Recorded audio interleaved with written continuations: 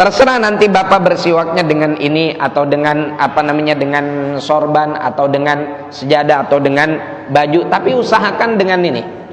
Ini murah Pak, 10.000. Atau kalau Bapak beli online satu box sekaligus buat stok sekaligus buat keluarga, itu harganya paling 270.000 di online. Ya. Tinggal kita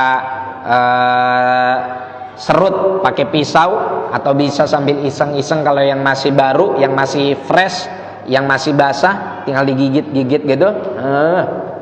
Kita buang-buangin kulit luarnya, terus bagian dalamnya kita gigit pakai geraham. Ini fadilahnya sangat sangat besar. Karena tadi dari kualitas sholat aja beda sholatnya orang yang bersiwak dengan yang tidak bersiwak. Yang bersiwak 2 rakaatnya lebih mulia, lebih baik daripada 70 rakaatnya orang yang tanpa bersiwak. Nah, kemudian kata Rasulullah SAW juga dalam hadis yang lain, as-siwaku matharatun lil fam, mardatun lirrabb, mashatun lisyaitan. Siwak itu adalah alat pembersih untuk mulut, mardatun lirrabb, alat untuk mendapatkan keriduan Allah, wa mashatun lisyaitan, dan juga alat untuk bikin setan jadi kesel.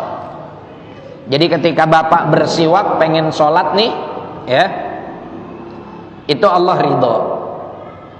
Setan ngamuk, ya, setan jadi kesel. Kenapa? Lantaran kita mengikuti sunnahnya baginda Nabi Muhammad sallallahu alaihi wasallam.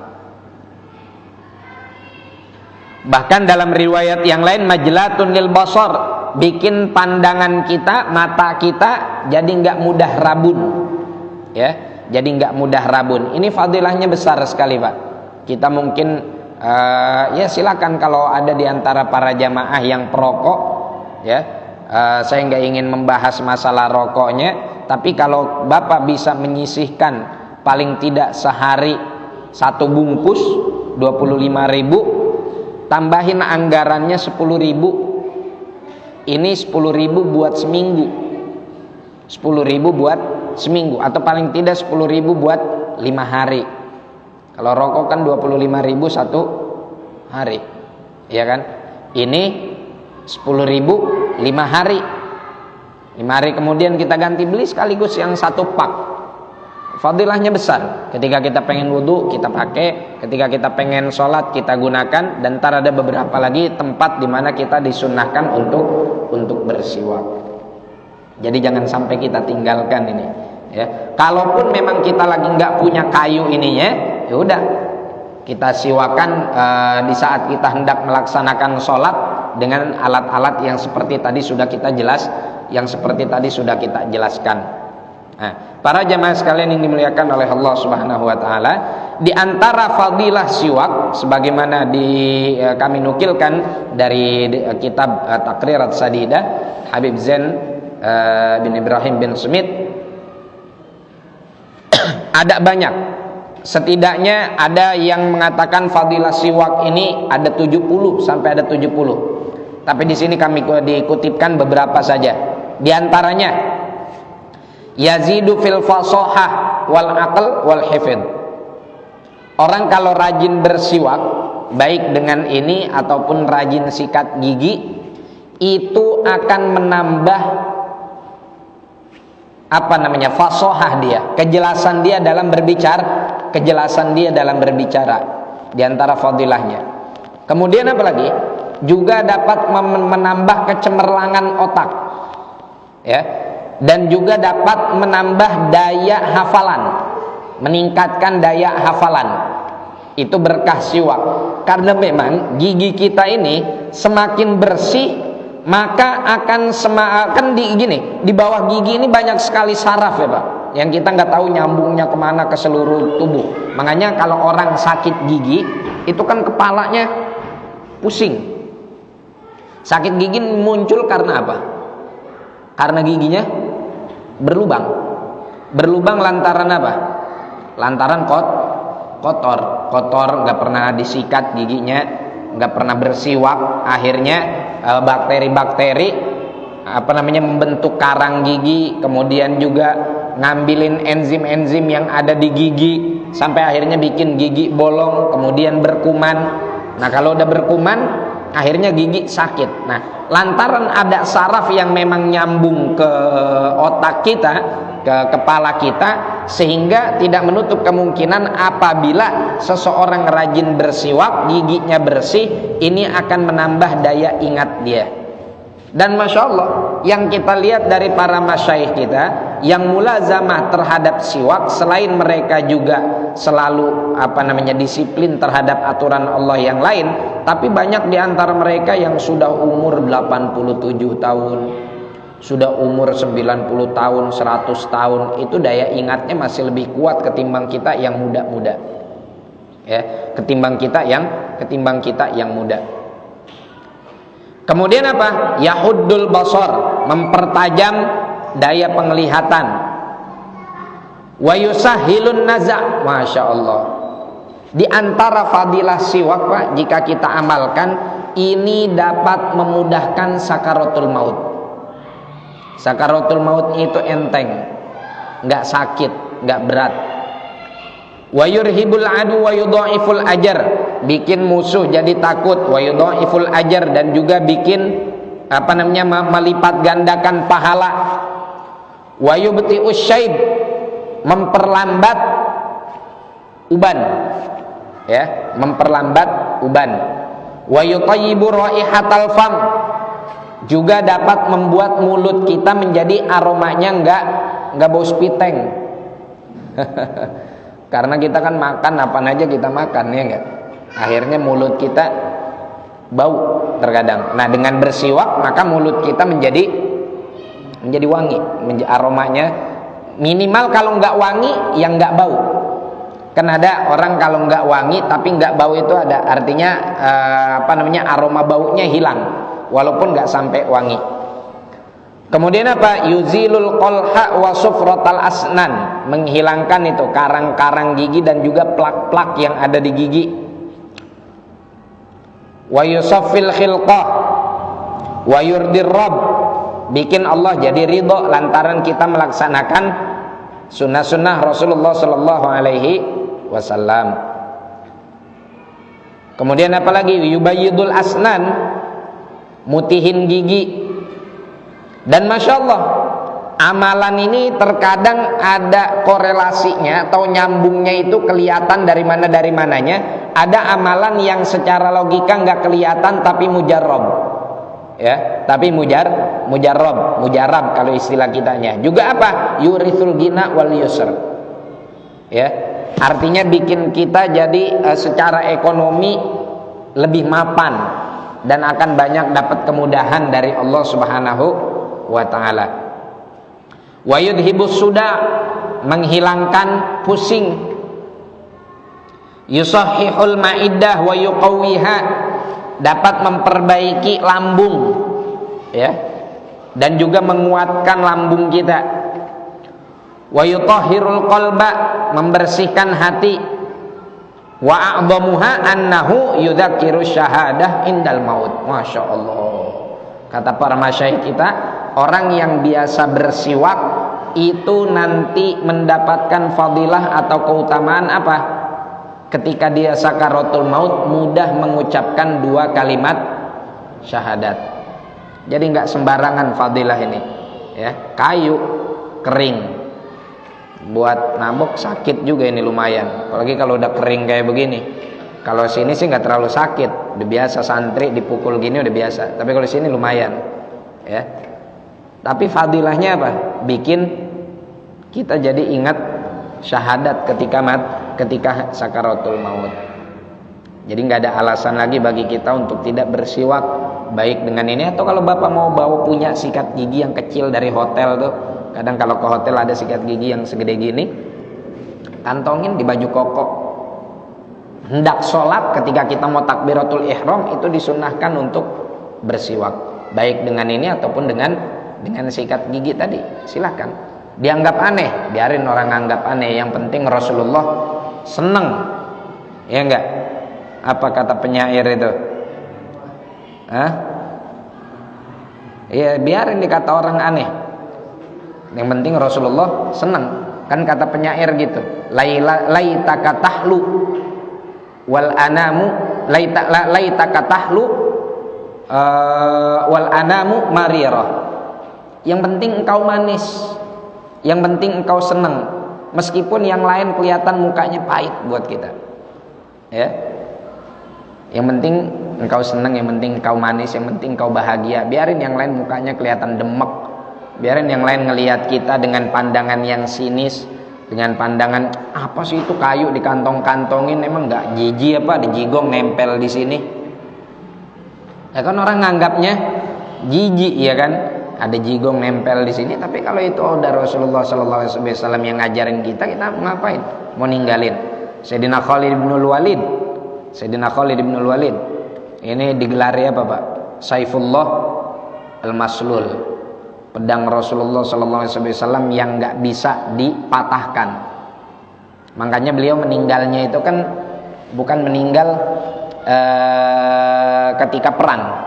Makanya beliau ketika sakaratul maut nyesel begini, saya mimpin beberapa kali peperangan. Setiap kali saya perang, saya berharap ada musuh bunuh saya dan saya mati dalam peperangan tersebut agar saya menjadi syahid. Padahal beliau ini Islamnya setelah perang Uhud. Perang Uhud itu orang kafir menang lantaran siasatnya siapa? Siasatnya Sayyidina Khalid bin Walid. Tapi begitu hidayah masuk ke dalam hati, berubah jadi cinta mahabbah kepada Rasulullah. Saya pengen setiap kali saya perang, saya pengen jadi orang yang mati syahid. Tapi sampai saya sakaratul maut, saya enggak juga mati syahid. Saya mati bukan di dalam medan perang, tapi saya matinya orang pengecut di atas kasur. Ya, cara pandang beliau mati di atas kasur itu adalah mati pengecut. Apa faedahnya saya mimpin perang ke sono kemari, saya kagak mati syahid, matinya di atas kasur. Ya, amutu mautal jubana, kata Sayyidina Khalid bin Walid. Akhirnya beliau meninggal. Apa kata para ulama? Ya, ada hikmahnya. Kenapa Sayyidina Khalid bin Walid meskipun banyak mimpin peperangan, tapi beliau matinya di atas kasur. Karena beliau ini digelari oleh Rasulullah sebagai apa? Sebagai Saifullah, pedangnya Allah. Pedangnya Allah. Wa hasya li saifillahi an yuksar. Enggak mungkin pedang Allah itu dipatahkan. Jadi kata para ulama, kalau Sayyidina Khalid bin Walid meninggalnya pada saat perang kena sama tombak musuh, berarti tombak musuh berhasil mematahkan pedangnya Allah. Ini beliau meninggalnya masuk ke dalam sarung pedangnya sehingga nggak ada satupun musuh yang bisa mematahkan pedangnya Allah Subhanahu wa Ta'ala. Nah ini Sayyidina Khalid bin Walid satu ketika beliau lagi pergi ke Persia. Ya, nyampe di Persia dijamu sama raja. Makan enak. Ya, biasa kalau makan dijamu sama pejabat kan makanannya enak-enak ya Pak ya. Nggak mungkin kita dijamu sama pejabat makanannya makanan nasi goreng di pinggir jalan ya, kecuali itu pejabat yang udah lengser. Udah lengser atau mau jadi pejabat nggak jadi, terus duit kampanyenya udah habis.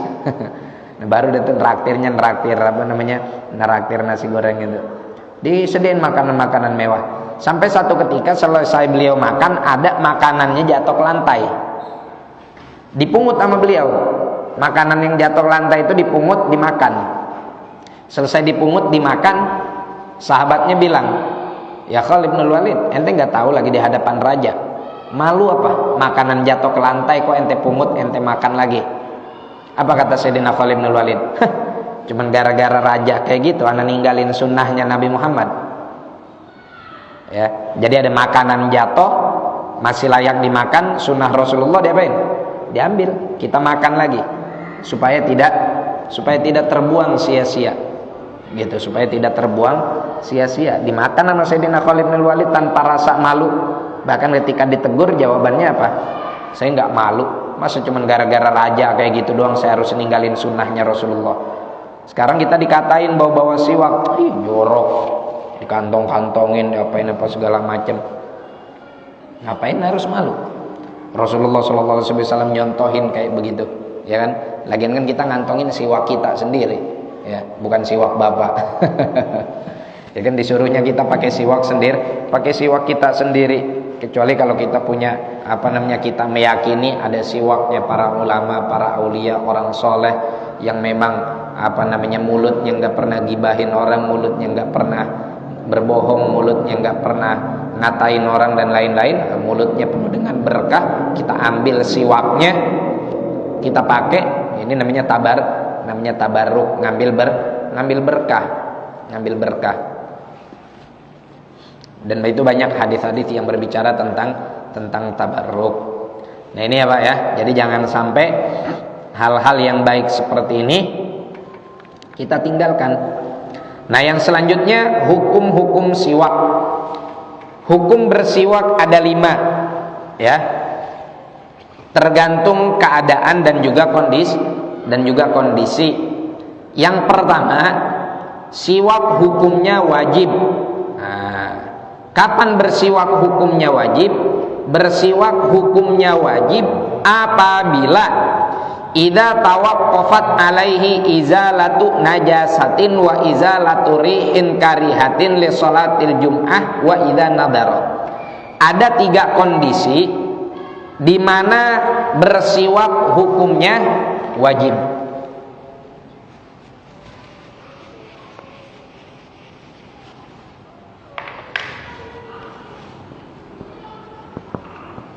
Wajib bersiwak. Kapan? Yang pertama, apabila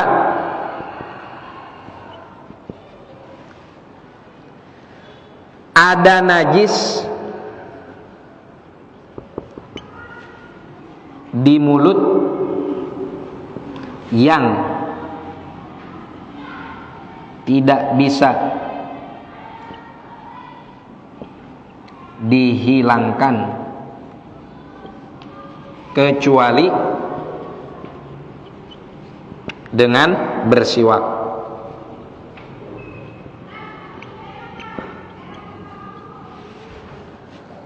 Ya. Maka bersiwak hukumnya wajib. Misal ya. Ada apa? Di ujung gigi kita ada bangkai ular.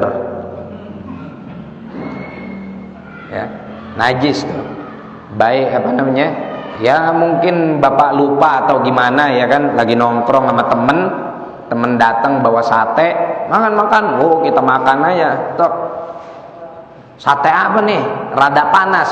Temen ngobrol, ngasih tahu sate kobra. Waduh, najis itu, karena bangkai, ya. Kalau kobranya disembelih secara syar'i najis nggak? Najis tetap, karena yang namanya hewan yang nggak boleh dimakan, mau disembelih nggak disembelih, tetap hukumnya adalah bangkai. Waduh, udah selesai kita makan, kita kumur-kumur, ternyata masih ada di ujung gigi kita, agak jarang nyempil di situ dagingnya. Nggak bisa hilang kecuali dengan disiwak. Kumur-kumur dong nggak bisa, dengan disiwak baru bisa hilang. Maka bersiwak hukumnya wajib. Yang kedua, udah masuk waktu ya? Belum? Hah? Oh, 7 menit lagi. Saya ada acara habis isya di Karangtengah. Apabila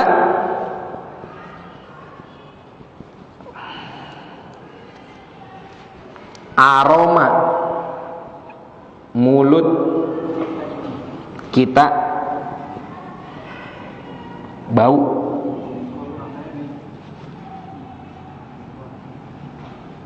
dan hendak melaksanakan sholat berjamaah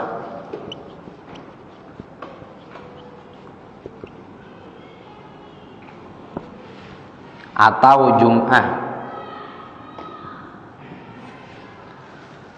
Kalau bapak sholatnya sendiri, siwaknya masih sunnah kalau mulut bau.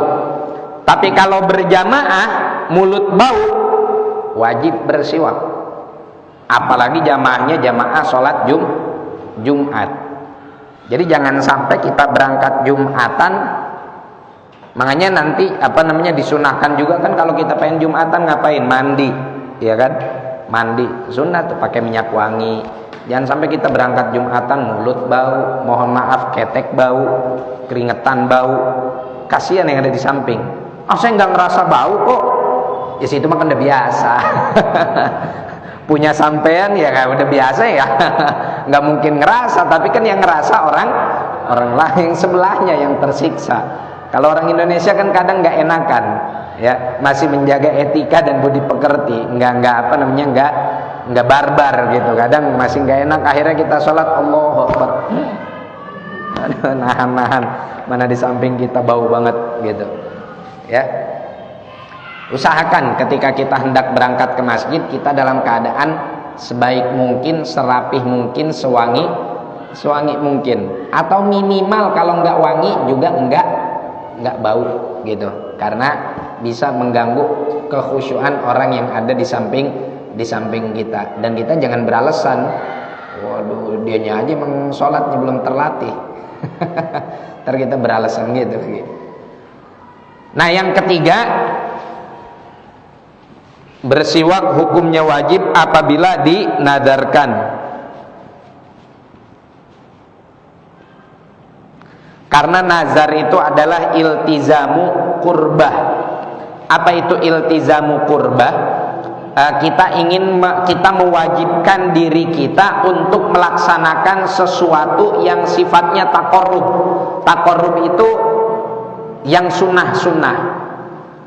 Ya, yang sunnah-sunnah. Misalkan contoh iktikaf di masjid, hukum dasarnya adalah sunnah. Bapak nadarkan, nggak boleh, boleh, ya. Nanti hukumnya naik kelas, jadi wajib. Iktikaf tadi bukan lagi sunnah, hukumnya menjadi wajib. Siwak juga, sholat duha, ya, sholat witir, itu kan sunnah. Kalau yang wajib nggak bisa dinadarkan. Saya nadar puasa Ramadan, loh, gimana dinadarin? Emang puasa Ramadan wajib? Ya, nggak bisa dinadarkan. Saya nadar kalau seandainya saya naik jabatan, saya pengen sholat duhur, nggak bisa, itu wajib. Kecuali kalau saya naik jabatan, saya nadar sholat duhur berjamaah selama misalkan seminggu atau 10 hari. Nah ini bisa. Kenapa? Karena yang jadi nadarnya, yang jadi kurbahnya apa? Jamaahnya. Karena jamaah hukumnya sunnah muakkadah. Ya, indana Syafi'iyah hukumnya sunnah muakkadah. Nah siwak juga gitu. Karena siwak ini adalah sunnah, taqarrub ilallah subhanahu wa ta'ala, satu amaliyah untuk mendekatkan diri kepada Allah subhanahu wa ta'ala dengan cara yang sunnah, maka ini bisa dinadarkan. Dan kalau sudah dinadarkan, statusnya naik menjadi wajib. Nah, para jamaah sekalian yang dimuliakan oleh Allah Subhanahu wa taala, sebentar lagi masuk waktu Isya, kita buka sesi tanya jawab, karena saya habis Isya ada acara lagi di Karangtengah Maulid. Jadi untuk sisanya yang mandub, kemudian yang makruh, khilaful aula dan haram, serta masalah-masalah khisul fitrah yang lain, insya Allah kita bahas di pertemuan yang akan datang. Silakan kalau ada pertanyaan.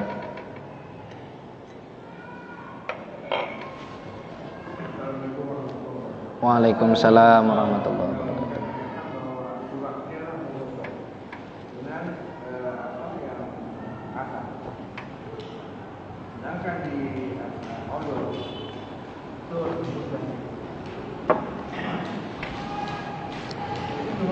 Kalau kita ini puasa Ramadan,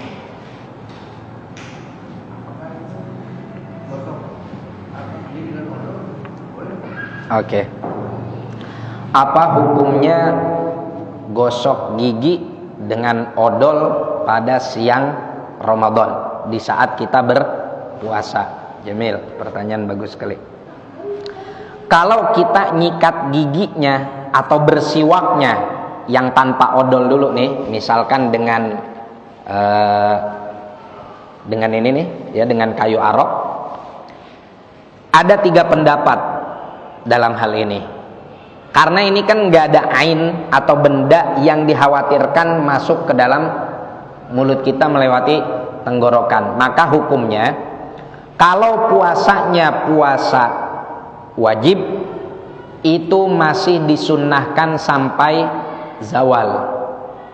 Ya, masih disunnahkan sampai zawal, sampai matahari tergelincir mendekati waktu duhur.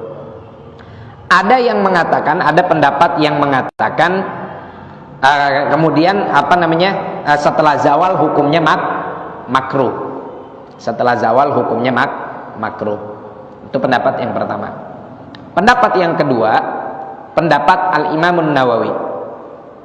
Al-Imam Nawawi, ikhtiarnya beliau mengatakan bahwa sunnahnya siwak tetap dihukumi sunnah, baik kapanpun waktunya, di siang Ramadan, mau qabla zawal atau ba'da zawal, tetap hukumnya sunnah. Karena hadisnya ini ketat juga istilahnya, laula an asyqa ala ummati la amartuhum bisiwak inda kulli shalah. Adapun yang yang memakruhkan lantaran apa? Lantaran ada hadis Rasulullah SAW, la khulufu famis shaim atyabu indallahi min rihil misik. Baunya mulut orang yang berpuasa itu lebih disenangi oleh Allah, lebih disenangi oleh Allah aromanya ketimbang wanginya minyak misik. Ini yang memakruhkan. Imam Nawawi bilang tetap mensunnahkan antara subuh sampai maghrib. Nah, para ulama Hadramaut ngambil jalan tengah. Ngambil jalan tengah. Apa kata mereka? Sunnah dari habis subuh sampai menjelang asar. Asar ke maghrib hukumnya makruh. Itu buat yang kayu arok gini. Tapi kasusnya berbeda kalau kita menggunakan material tambahan, ya, seperti odol. Nah, kalau yang odol seperti ini, saya cenderung mengikuti pendapat yang memakruhkan bersiwak dengan odol apabila dilakukan ba'da zawal. Kalau qabla zawal pakai odol nggak jadi masalah. Dengan syarat apa? Yakin nggak ada materi yang masuk. Jangan mentang-mentang dibilang sunnah, ya. Begitu selesai sholat duha nyari odol anak yang kodomo, yang rasa apel. Udah umur 70 tahun disikat gigi dia telan, enak ini rasa apel. Nggak boleh, jangan. Tetap nggak boleh ada ain yang masuk ke dalam mulut. Kalau ada ain yang masuk ke dalam mulut, jelas batal puasanya. Tapi ya, dimakruhkan ba'da zawal lantaran apa? Lantaran kalau yang odol itu kan dia menghilangkan aroma bau mulut, ya. Dan biarin bau mulutnya kita itu pada saat itu jadi ibadah. Biarkan dia bau seperti itu, ya. Bau yang puasa. Jadi makruhnya siwak itu buat yang berpuasa. Ya kalau tengah hari bolong pulang dari Tanah Abang makan jengkol mah, ya itu namanya nggak puasa, nggak kena hukum ini. Ya ini bagi yang berpuasa. Nah kalau sekiranya akan ada, kita yakin kita khawatir akan ada benda yang masuk ke dalam mulut kita, maka dimakruhkan kita bersiwak di siang hari Ramadan. Allahu a'lam. Ada lagi?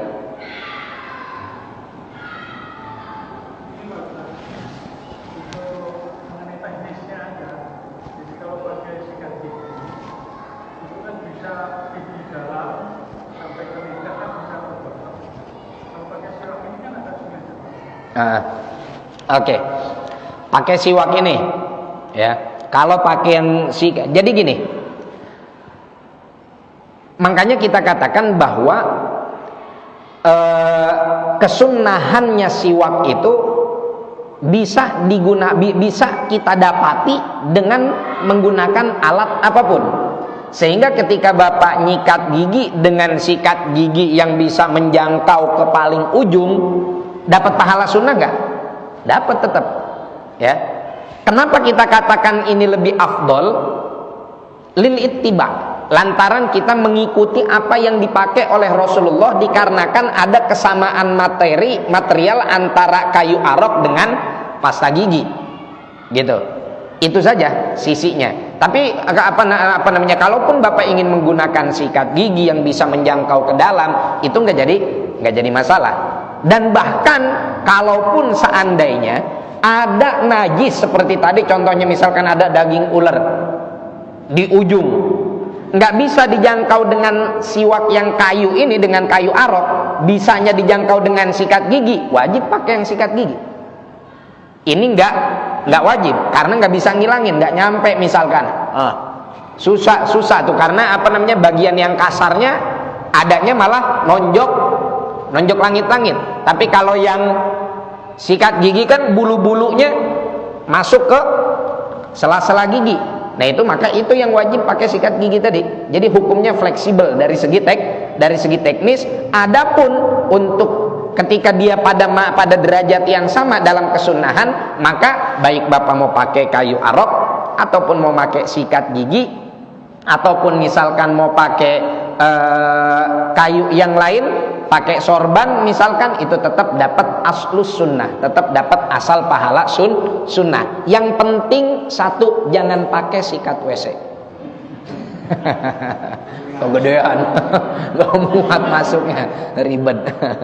Gitu. Jadi secara teknis kesunahannya sama, unggulnya ini dari segi afdoliyah lil ittiba. Tapi tetap ketika ini misalkan gak bisa menjangkau, ada yang lain yang bisa menjangkau, maka itu yang lebih diutamakan. Gitu.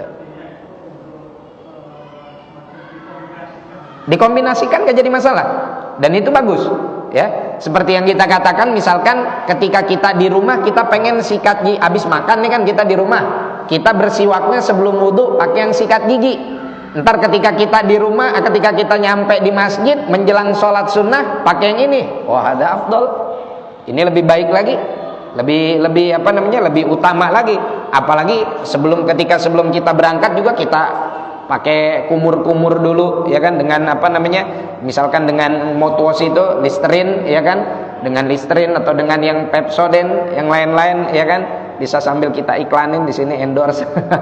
Dengan Listerine kita sebelum kesini saya ngerasa mulut agak kurang enak, habis kita makan mampir di Alfamidi sini beli Listerine yang ngerasa teh hijau, kumur dulu tadi di depan warung nasi Padang, kumur doang nggak makan. Makannya mah di rumah, kumurnya di sini. Saya mau lewat sini, ternyata jalannya lagi diperbaiki, makanya tadi nunggu ada jamaah ngejemput lewat gang satunya lagi. Gitu. Kumur dulu tadi pakai Listerine, masih ada Listerine di mobil, biar kita ketemu jamaah senyumnya enak. Ya kan? Kalau mulut kita bau, kasihan orang. Gitu. Saya rasa cukup ya. Wallahu a'lam bishawab. Insyaallah nanti kita lanjutkan di pertemuan yang akan datang. Fatihah bil qabul tamami kulli sulama wa sallallahu alaihi. Hadratin Nabi Al-Fatihah. A'udzu billahi minasyaitonir rajim. Bismillahirrahmanirrahim. Alhamdulillahirabbil alamin arrahmanir rahim maliki yaumiddin. Iyyaka na'budu wa iyyaka nasta'in ihdinas siratal mustaqim. Shiratal ladzina an'amta 'alaihim ghairil maghdubi 'alaihim waladdallin. Amin. Sabrallahul azim lakal hamdu ya maulana ma'bud. Allahumma shalli wa sallim ala sayyidina Muhammadin fil awwalin wal akhirin. Wa salli wa sallim radhiyallahu tabaraka wa ta'ala sadatina sabir rasulillah ajmain. Allahumma rzuqna ilman nafi'a wa fahman nabiyyin wa hifdzal mursalin wa ihlamal malaikatil muqarrabin. Allahumma faqihna fid din wa 'allimna at-ta'wil warzuqna al-amal bima 'alimna bi rahmatika ya arhamar rahimin. Allahumma nawwir qulubana bi nuril ilmi wa nuril ma'rifah wa nuril yaqin. Allahumma inna nas'aluka ilman ma 'allamtana farduhu ilaina inda hajatina ilaih wa la tunsina bi rahmatika arhamar rahimin. Sallallahu ala sayyidina Muhammadin nabiyil ummi wa alihi wasallam. Subhana rabbika rabbil izzati amma yasifun wa salamun alal mursalin walhamdulillahi rabbil alamin. Kurang lebihnya saya mohon maaf. Assalamualaikum warahmatullahi wabarakatuh. Subhanakallahumma bihamdika asyhadu an la ilaha illa anta astaghfiruka